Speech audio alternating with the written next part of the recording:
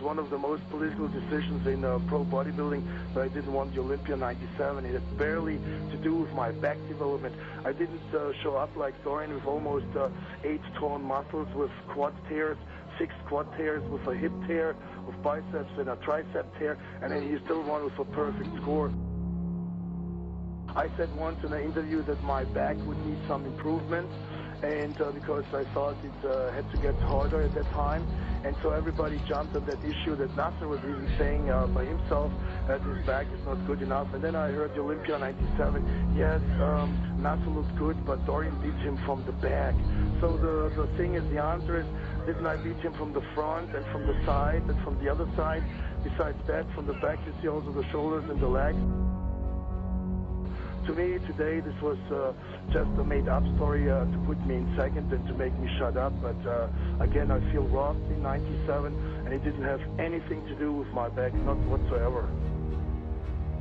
When I went back to the hotel room, actually, guys, again, to tell you the truth, I was actually crying because on stage I didn't want to cry because I felt one of the other reasons was, again, that I wasn't the NPC athlete. Dorian wasn't either, but at least he had a good connection to a lot of NPC people, and which are also major people in the IFBB. So it works always good out if you know people and you talk to people and you invite people to your house and make your phone calls.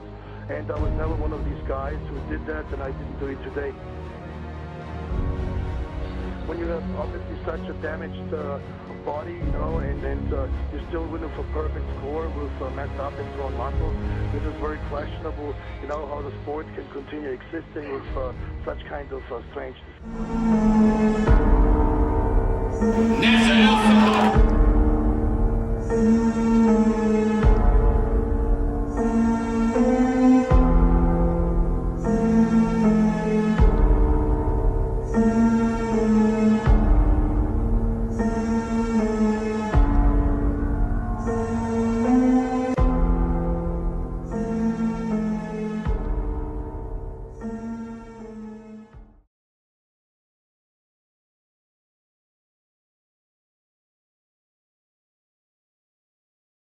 I thought I came in better shape. So as me and you talked about before, I thought I was a little bit off in '98.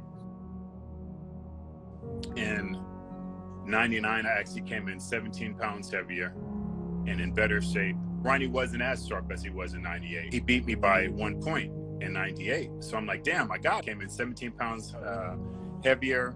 I was actually in better shape. I'm like, I've got him. That got to be a 1 point difference. I got him. What made it obvious is, I mean, he actually won by a perfect score that night. And I was like, wait a minute, you know, how do you perfectly score me when I came in better shape than you? And I was 17 pounds heavier. I'm like, okay, 1 point decision again, but for it being a perfect score.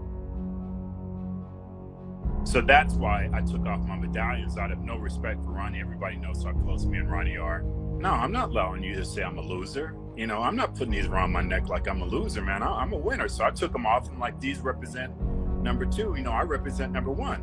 Said, okay, you know, this title isn't for me to win. You know, that door is closed, and you know, he's a champion now.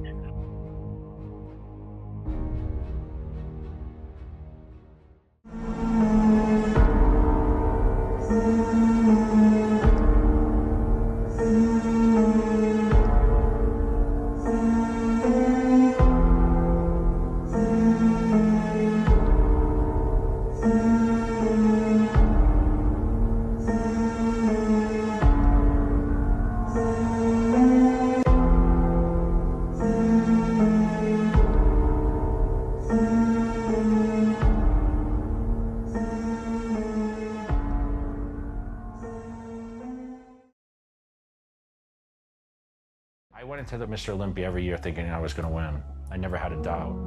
He was an obstacle I was trying to be the best in the world. You know, and Ronnie was standing in my way. So every year it was a battle against Ronnie Coleman. I didn't give a shit about anyone else but Ronnie Coleman because I knew that was the only guy that could possibly beat me.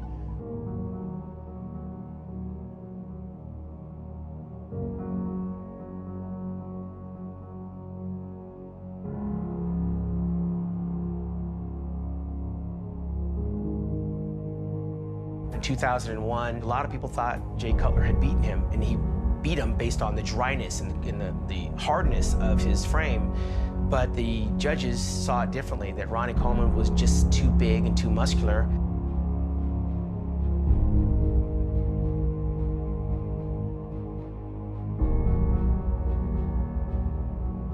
When I landed that second place in 2001, I was highly disappointed, even though I may not have shown it on stage, because I put a lot of effort into training for that contest.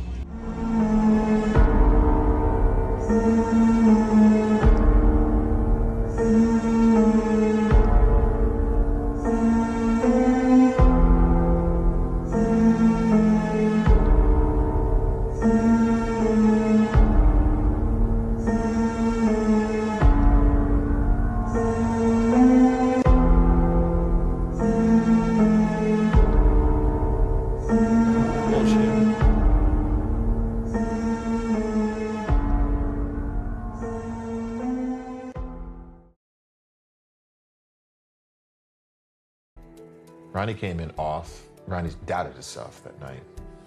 And I remember being backstage and seeing it, you know, unfold.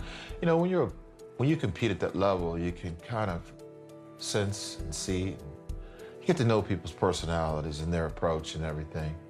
And Ronnie just showed up as a different Ronnie that night. The night I beat Ronnie, 2006, it was a flash.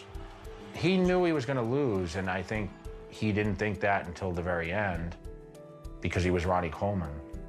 He hadn't lost in a very long time. I thought it was pretty much automatically that I was going to win number 9 because I had won like 8 in a row. So like, you know, you come up, go for number 9 and like, okay, those 8 were, you know, I worked hard for them. So I'm thinking, you know, number 9 just going to be a breeze. Ronnie was going for 9 and didn't get 9. Jay Cutler beat him.